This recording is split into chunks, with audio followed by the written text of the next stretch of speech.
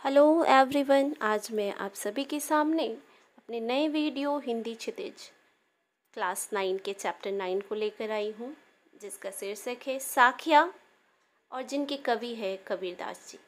इनकी पहली पंक्ति है, मान सरोवर सुभर जल हंसा केली कड़ाही, मुक्ता फल मुक्ता चुगे अब उरी अनंत न जाही।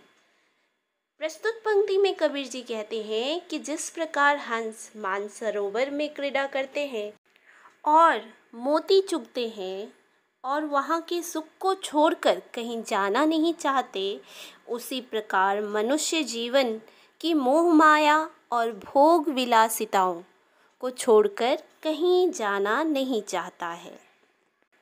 दूसरी पंक्ति में कबीर जी कहते हैं, प्रेमी ढूंढत मैं फिरों, प्रेमी मिले न कोई, प्रेमी को प्रेमी मिले सब विष अमृत हुए।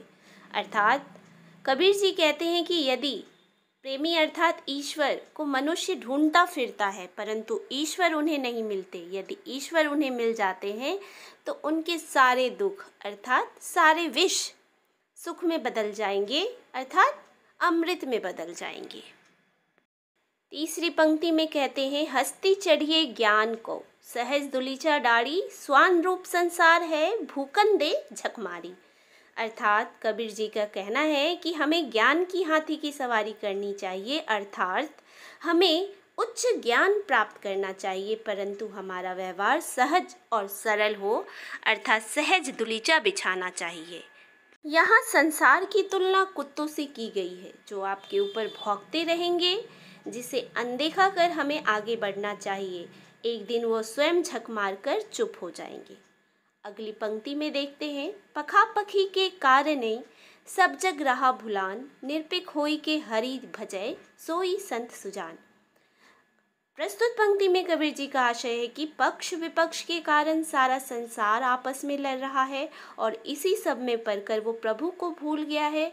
जो मनुष्य इन सब चीज़ों से ऊपर उठकर निष्पक्ष होकर कार्य करता है वही सच्चे मायने में मनुष्य होता है। पांचवी पंक्ति में, हिंदू मुआ राम कही, मुसलमान खुदाई कहे कबीर सो जीवता जो दुहु के निकट ना जाई। प्रस्तुत पंक्ति से कबीर जी कहते हैं कि हिंदू राम राम का भजन करते हैं और मुसलमान खुदा खुदा करते हुए अपनी जीवन लीला समाप्त कर देते हैं और उन्हें कुछ हासिल नहीं होता। असल में वह व्यक्ति जीवित के समान है जो इन दोनों ही बातों से अपने आप को अलग रखता है। ठीक है। छठी पंक्ति में देखते हैं, कावा फिरी काशी भया, रामी ही भई भया रहीम, मोट चुन मेंदा भया बैठी कबीरा जीम। व्याख्या इसकी है कि कबीर जी कहते हैं कि आप कावा जाएं या काशी जाएं, राम भजे या रहीम भजे, दोनों का अर्थ समान है। जिस प्रकार गेहूं को पीसने से वो आटा बनता है और उसी आटे को पूरा महीन पीस देने से वो मैदा बन जाता है, दोनों खाने योग्य ही काम आते हैं। इसलिए दोनों अर्थों में आप ईश्वर के ही दर्शन करेंगे, अर्थात राम और रहीम दोनों एक ही हैं। आप जिसे भी भजे आप ईश्वर को ही भजेंगे। सातवीं पंक्ति में कहते हैं, ऊंचे कुल का जन्मया जे करनी ऊंच न होय, सुबरन कलश सूरा भरा साधु निंदा सोई। व्याख्या है इसकी। प्रस्तुत पंक्तियों में कबीर जी कहते हैं कि केवल उच्च कुल में जन्म लेने से कुछ नहीं हो जाता, उसका कर्म ज़्यादा मायने रखते हैं। अगर वह व्यक्ति बुरे कार्य करता है तो वह छोटा कहलाता है। ठीक उसी प्रकार जिस तरह सोने के कलश में रखी शराब के गुण के कारण सोने के गुण फीके पड़ जाते हैं और वह अशुद्ध माना जाता है।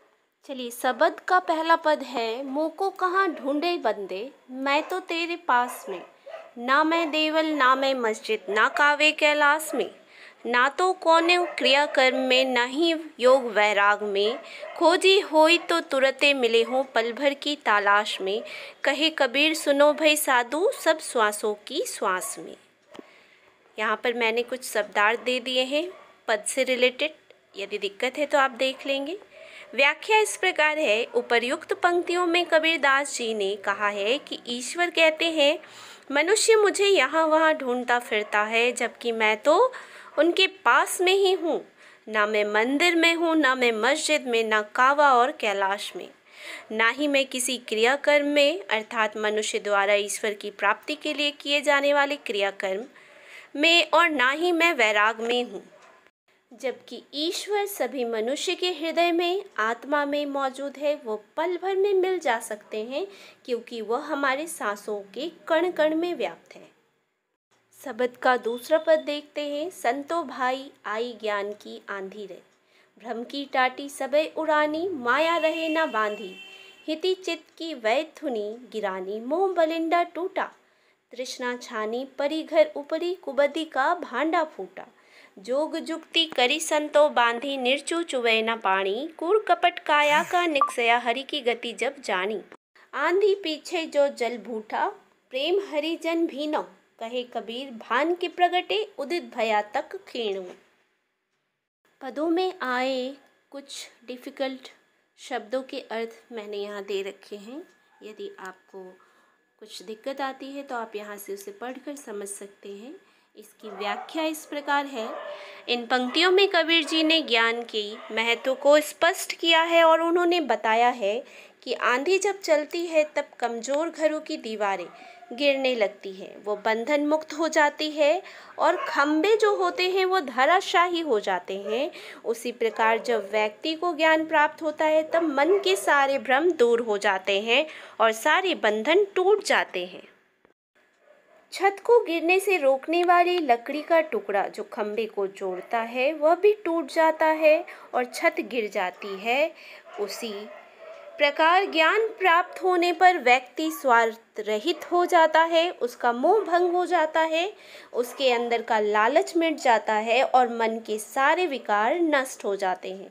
परंतु जिनका घर मजबूत रहता है, यानी जिनके मन में कोई कपट नहीं होती, साधु स्वभाव के होते हैं, उन्हें आंधी का कोई प्रभाव नहीं पड़ता। आंधी के बाद जब बरसात होती है तो वो सारी गंदी चीज़ों को धोकर साफ कर देती है। उसी प्रकार ज्ञान की प्राप्ति होने के बाद मनुष्य का मन निर्मल हो जाता है और फिर वो ईश्वर भक्ति में लीन हो जाता था। ये है आज की वीडियो आपके लिए। वीडियो अच्छी लगे तो इसे लाइक सब्सक्राइब ज़रूर करें। साथ ही कमेंट बॉक्स में लिखें आपको किस चैप्टर की और किस क्लास की वीडियो चाहिए, मैं आप तक वो ज़रूर लेकर आऊँगी। और वीडियो देखने के लिए थैंक्स।